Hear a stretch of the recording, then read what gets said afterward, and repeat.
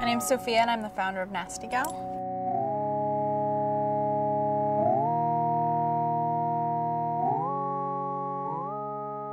Yeah, I guess my first memory of vintage is digging through like this spare room in this motel that my dad grew up in where there were 7 kids.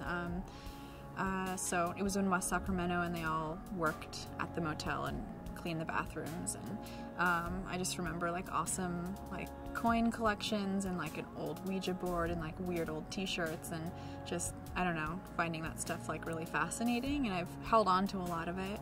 It's just kind of always been with me. I like old stuff. I like old music and I like old clothes, and I feel like there's an authenticity to old things in a way that there isn't necessarily with new ones. So I named the business Nasty Gal. I never really expected to be saying it 5 years later. But it's the name of an album and a song by this lady, Betty Davis, who's this amazing like black funk singer. She was married to Miles Davis and was a runway model and just super outspoken and super, you know, sexual in her lyrics and just super, you know, confident with a ton of attitude. And I guess I really enjoy her spirit, and felt like there was really nothing out there for girls that kind of embodied that, where it was cool to be sexy, but, you know, not for dudes, but for yourself. And I think there's something really positive about that.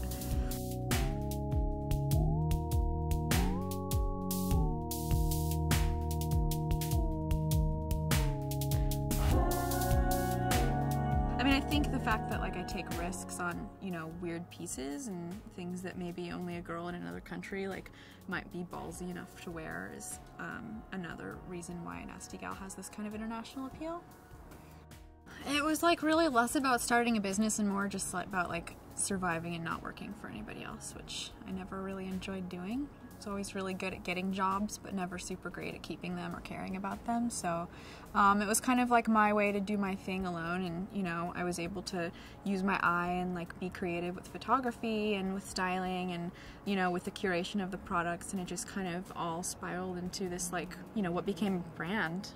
And I feel like my vision has come through the customer and listening to them and not really pandering to her, but like, you know, giving her something and then listening and giving something back and then listening, and that's what's built the brand like so organically.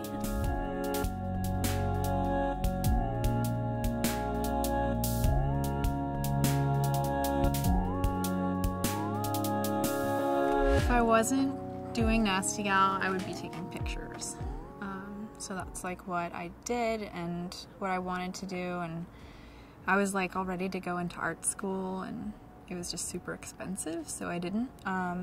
But, you know, I love photography. I love kind of being a voyeur in a way, and being able to go into other people's worlds and find out about them, and being welcomed in these places that you never would be otherwise. I did this series on Russian Orthodox monastics, and it was actually like my portfolio to get into art school, which I got into, but never went to. But so I grew up Greek Orthodox, and I just have this kind of profound respect for things that are unchanged, obviously. Well, there was a lot of years where I just like ate, slept, and drank Nasty Gal, and I kind of had to force myself to have a life after a while. And it's easy, you know. I want to be healthy, and I want to, you know, have a personal life, and so hang out, wake up on a Saturday and like sit in the hot tub, you know, and space out. So it's not about being included. It's like about creating your own space and including yourself, and then finding other people that are like, okay. I don't know.